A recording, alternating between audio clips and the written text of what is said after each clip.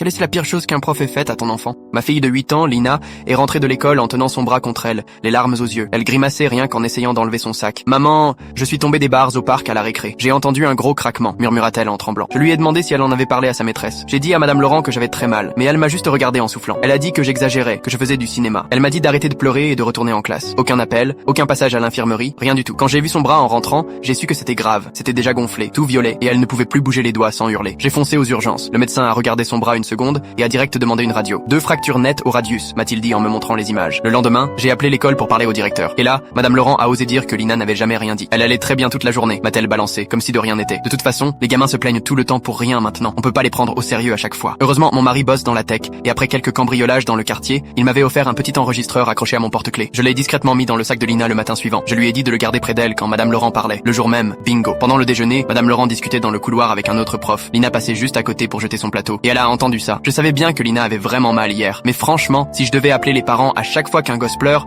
j'aurais jamais le temps d'enseigner. Ils doivent apprendre à être moins sensibles, sérieux. L'autre prof, un peu choqué, a répondu: et si elle s'était vraiment blessée sérieusement? Bah, ses parents auraient dû lui apprendre à parler plus fort et à s'imposer, a lâché Madame Laurent en rigolant. Le soir même, j'ai imprimé les factures de l'hôpital, gravé l'audio sur un CD, et je suis allé voir le directeur, Monsieur Marchand. On doit parler sérieusement de ce que Madame Laurent a fait à ma fille, ai-je dit en posant les papiers sur son bureau. Il avait l'air perdu. Elle m'a dit que Lina ne lui avait jamais rien signalé. J'ai sorti mon petit lecteur CD et j'ai appuyé sur play. Dès que sa voix a retenti dans la pièce, le directeur a blêmi. Il a vite arrêté l'audio. C'est bien elle qu'on entend, enregistrée hier pendant la pause de midi. Elle savait pour le bras cassé. Et elle a menti. Il a attrapé son téléphone. Madame Laurent, merci de venir dans mon bureau immédiatement. Quand elle est entrée et m'a vu là, son visage est devenu tout blanc. On doit parler de ce qui s'est passé avec Lina hier, dit calmement le directeur. Elle a voulu se défendre, mais il a levé la main et relancé l'enregistrement. Encore une fois, sa voix. Je savais bien que Lina avait vraiment mal. Le directeur l'a regardé droit dans les yeux. Madame Laurent, vous êtes renvoyée immédiatement. La sécurité va vous raccompagner. Elle a tenté de se justifier, de parler, mais il l'a coupé net. Vous avez ignoré une blessure grave, menti à l'administration et montré un total manque de respect envers la sécurité des élèves. La discussion est terminée.